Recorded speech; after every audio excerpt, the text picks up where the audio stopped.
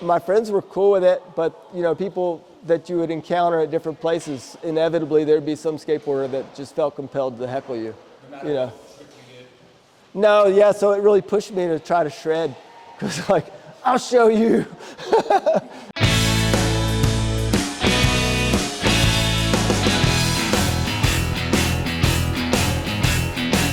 This contest was pretty eye-opening. It was in Greenville, South Carolina, and it was kind of like the coming together of a group of guys from Virginia Beach, the Rancheros from Atlanta, guys from Florida, John Grigley, Monty Nolder, Jim Murphy, who did the Juice magazine. I don't know if y'all have seen that. He kind of organized that whole thing. But Ray Underhill, who Tony Hawk has done benefits for, because he also died of a weird cancer. He was here. It was eye-opening for me seeing all these guys, 4 years later, which was a lifetime when you're 18 or whatever, just all killing it and shredding. And I got in there and fought my way in at a lot of those events. I would just skate in the practice, had to learn how to get into a snake session and work your way in, which is even harder on roller skates because your board's not sticking out and you're the only one. But I endured. And this was another one in Tennessee. And like yesterday, I was talking about the transition from side stance to from parallel to side stance. And for a period of time, as I was learning side stance, I would this is a Miller flip, and I would land fakie ski stance, and then switch back to side stance again, and eventually kind of convert it all to side stance. The whole West Coast skateboard scene world came to Virginia Beach, and that was another big shift, just seeing that level of vert skating. And I just always, I was lumped in with the skateboarders, and I just always kind of watched, there weren't any other roller skaters, so I was watching their style, and my tricks kind of developed like skateboard tricks, and I would be like, oh, how do you do that on roller skates, and just keep making it happen. I had already, from when I very first started, I read about Duke doing plate slides, and I had no idea, he used to just slide it on the metal plates because pool coping sticks out, and I was like, what can I do to make that happen? And so I took skateboard rails, the plastic rails on skateboards, and I cut those down and put them between the bolts, on each side. And so that's kind of where my skates come from now, is just having two rails. Well, and I guess y'all skates too, kind of. And those plates too, see, I've got toe stops on. I was still riding toe stops, but when you would bail, inevitably you'd slam your toe down like this, and those plates would just break. The toe stops would snap off, and then I'm like, ugh. I'd have to get some more plates. I don't know if y'all ever heard of Jimmy Scott. Jimmy Scott was a roller skater, skateboarder, and then snowboarder eventually. I had gotten sponsored by Tracker and talking to the team manager, he's like, hey, you need to talk to Jimmy, here's his address. There's no internet, so we pen-palled and sent pictures back and forth. He lived in Long Beach. And then we got to meet, and this is in Florida at the Cambodia Ramp Jam in 1980, Christmas of 85 or something. Jimmy is a super good roller skater. He was my competitor, and we pushed each other a lot learning. Because at that point, Duke was skating, but I think in California mostly, and I didn't meet him till years later. This is the next year in Cambodia with Jimmy Scott. He's a side stance skater, super good style, and that connected with his snowboarding and skateboarding. He was the first one to do an upside down 540 on a snowboarding competition, and recently had a podcast. They had a Legends of Snowboarding gathering in Tahoe. There's a podcast where he talks all about the influence of roller skating on snowboarding, and being teammates with Craig Kelly and those guys on the Burton team. He was on Burton, and just how his approach to snowboarding, because he was used to being strapped in already, he just almost immediately jumped in the half pipe and started winning contests. And he was a mentor and teacher of Shaun White, and used to dig all the, he started the big transition thing for the half pipes and really pushed for that, and would dig all the pipes. And I think because he was a roller skater, he also got a lot of shit from snowboarders. Like they thought they were cooler than him because he was a roller skater, and they would slander him a little bit. But and that probably has affected how they include him in the discussion of history of snowboarding. But he's fighting for that and trying to get the word out.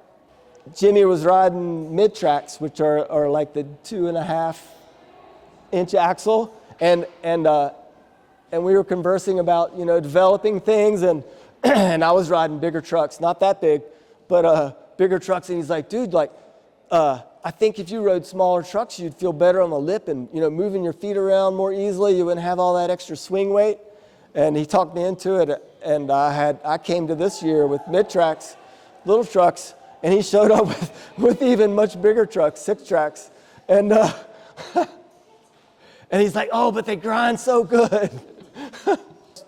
We started building ramps in Raleigh. We built a smaller, like it was, I think, an 8-foot with a 1.5 foot of vert. And then we tore that down and built another 8-foot with a 1.5 foot of vert. And then we tore that down and we built this, which was 10 with a 1.5 foot. And the ramps kept getting bigger and friendlier, and, you know, like we learned about how to use a wire to draw a transition, or, you know, make round templates instead of just like, oh, yeah, this looks right.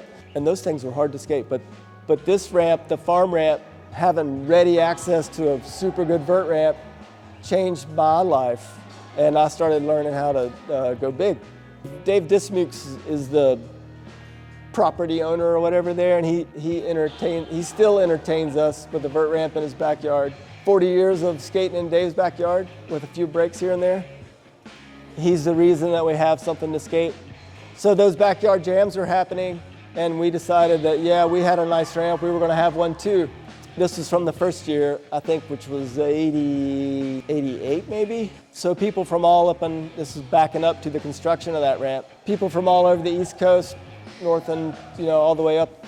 Fred Smith from Boston, dudes came down, and we had a big jam.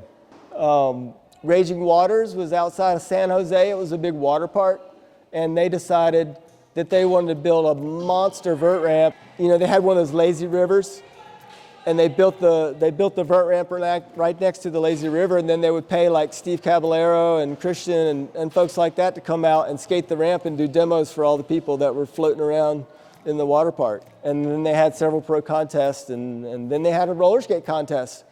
And that's Jimmy and I at the contest. And a few people like Helga Scharn, he's from Germany. I was trying to think of the town, but he was one of the guys that Jimmy and I had, that Jimmy shared pictures with roller skaters in Germany, and he was doing backflips well above the coping, and backflips with half twist, and front flips with half twist, and he was a ski stance skater as well, but we were just, you know, blown away by the stuff that he was doing. We hadn't seen anybody doing that.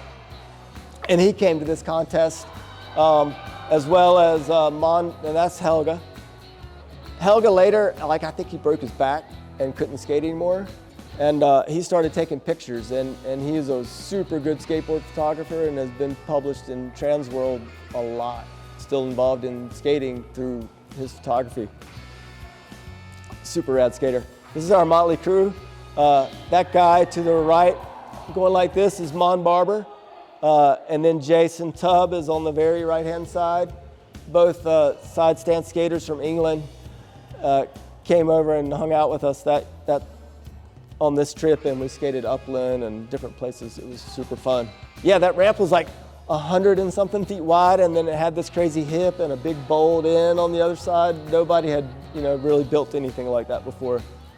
87, we found out that there was something called the Munster Mastership in Munster, Germany, and Jimmy had been pen paling with those guys and found out about that contest, and we got a little help from Tracker and from Bones, and got over there to skate with, you know, the whole European community, which had a much stronger roller skating scene than we did here in the States at that time. It was probably the first time I had skated with a serious group of roller skaters. 87 was the first year I went, 88, 89, 90, and 91 all had roller skating contests, and you know, it ran right alongside the pro skateboard contest. They had vert and street. I won that contest 3 years in a row, and then I broke my leg, and then I won it again. And I was kind of bashful, so I got my head down, but anyway. Trying to talk skateboard industry people into helping us out, and let's push roller skating and do this thing. And at some point, somebody from the RSA decided that they should feature some vert roller skating. And this is 89. And Jimmy and I both got a little feature in this industry magazine, and that's what this is. Jumpin' Jimmy. It's a good interview though. I've got some copies of it, and a lot of this stuff I post on my Instagram page from time to time, and try to have it good enough so that you can blow it up and read it, as well as maybe tell a little story about it. I skateboarded a bunch, roller skated a bunch, and then in 1997, 96, I had been to the Warped Tour in Myrtle Beach, and saw guys like Tom Fry on inline skates, and Rennie Holgren. And Rennie Holgren, you know, shifted from roller skating to inline skating, and they were touring with the Warped Tour, as well as Steve Alba and Neil Hendricks, Mike Frazier, and all those guys. And I was like, man, those inline skaters are getting paid to fucking roller skate, you know, basically. And I could do that. I had just been kind of living in North Carolina and not paying attention, or, you know, didn't have means to get out there and tour and stuff. The next year, I went to Atlanta and competed in the skateboard contest, and won actually on my skateboard, and and roller skated that day too. And at the end of the session, I was talking with Sonia Catalano. She organized a bunch of those contests. Mike Frazier and Neil Hendricks were pushing for me as well, and they were talking to Steve Van Doren, and they called me to the side after the contest and said, hey, you know, would you want to go do this next summer? I said, definitely. But Sonia said, well, the prize was you got to go to the amateur finals in California for skateboarding. And she said, you can't do that if you're going to do this. Tour all summer versus go to one contest, and I picked touring. So I got to do the Warped Tour for almost part of 5 years, which was incredible, getting to go all around the US and then into Canada. And then there's Warped Tour Europe in the fall, and then Australia happened over the winter, like in January. You go to Australia and you just ride around a bus and skate a couple times a day and have a lot of fun. But it was hard work. Surprisingly, I never skated like on a regular, you know, like I'm going to do a demo and go skate in front of a bunch of people twice a day, and lots of fun. And then you got to see a lot of good music. And how about, look at that, roller skater right in there. The ramp would be like set, the stages were here, the two main stages, and then the ramp would kind of be at the back of that or off to the side of that. But the crowd kind of merged, you know, around the ramp and stuff. And some days, you know, it would just be so loud while you're trying to, you couldn't hear your wheels. I don't know how that works for y'all, but I like the sound of skating somehow, you know, connects with what you're doing. And when the music would be so loud you couldn't hear what you're doing, that was kind of wild. And what a good experience. And at that same time, those same guys, Mike Frazier and Neil Hendricks, talked to Gary Ream here at Woodward and said, hey, there's this roller skater from North Carolina, and you know, we think you should have him to camp. And they invited me to come up, and a roller skater in the midst of 700-800 skateboarders, inline skaters, and BMXers, along with the gymnast as well. And that's that thing that Michelle was talking about, like how she saw roller skating. But because of them just inviting me in, got to make that happen. So what a treat. This is my home park in Raleigh at Marsh Creek.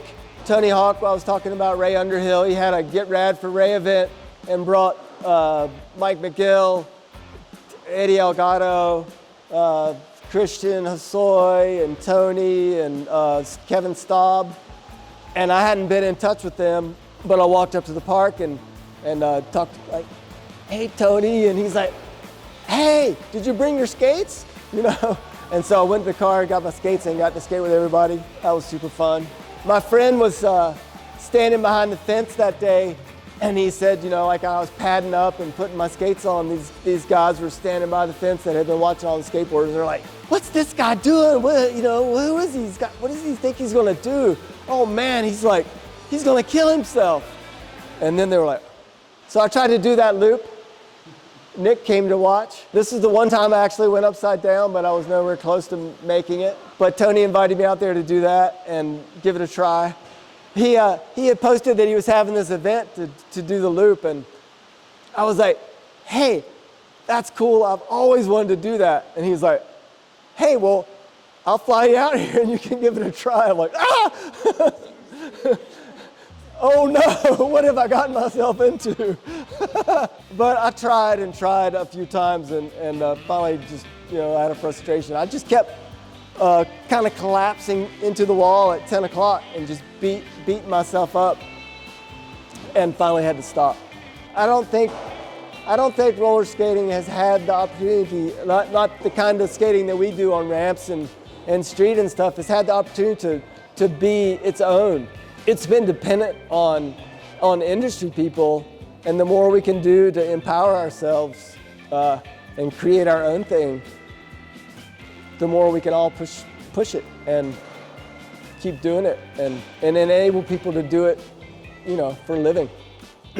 I pulled that off for about 4 years, maybe, when the Warped Tour stuff and Woodward, and I lived in my truck and under the ramp and on friends' couches, you know, but it was awesome. Thanks, y'all. That was a lot. Thanks for listening.